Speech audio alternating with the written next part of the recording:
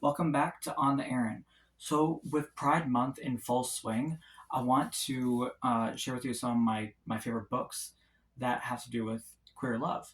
So, first off, I'm going to talk about um, The Year of Ice, which is really good. It's by a local artist from Minnesota, and it's, I don't know how, so it takes place in 1978, and um, so I, there's no, I just realized there's no like summary that I can read,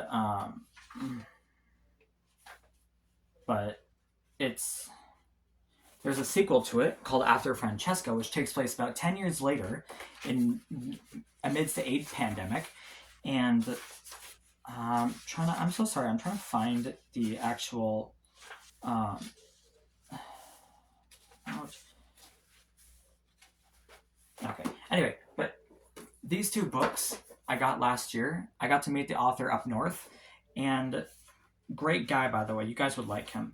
Um, Yeah. So I got to meet him. He signed my books, and I'm still trying to read this one. It's been a year. But this one is a really good read. It's about a closeted teenage boy in Minnesota in the middle of winter where he's trying to figure out who he is and trying to navigate life as a teenager, as a closeted teenager, which, I mean, relating to him, I can feel that.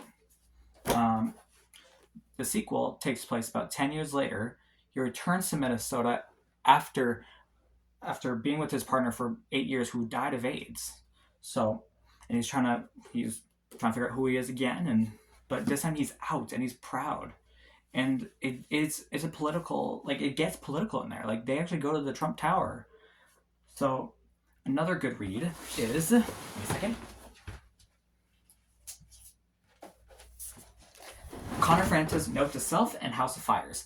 Now, I actually got to meet Connor Franta back in 2021 at the book signing, and I know, and I'm still not done with the book. Um, this one is about mental health and how he suffered with depression, and yeah, he signed it too.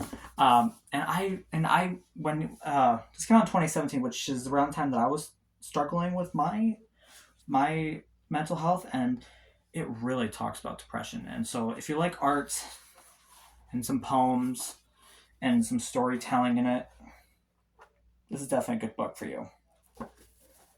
Along with House of Fires, which is like the sequel. So that's some of the books that I like to read when it comes to Pride Month. And another one that I have yet to read, I like to read the young adult. So we are totally normal. I have not read this yet, but it looks really good. It's about uh,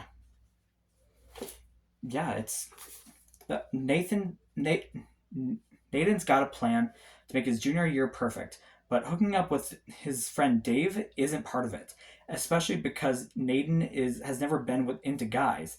Still, Nathan is willing to give his relationship with him a shot, but the more his anxiety grows about his sexuality means for himself, his friends, and his social life, the more he wonders whether he can just take it all back.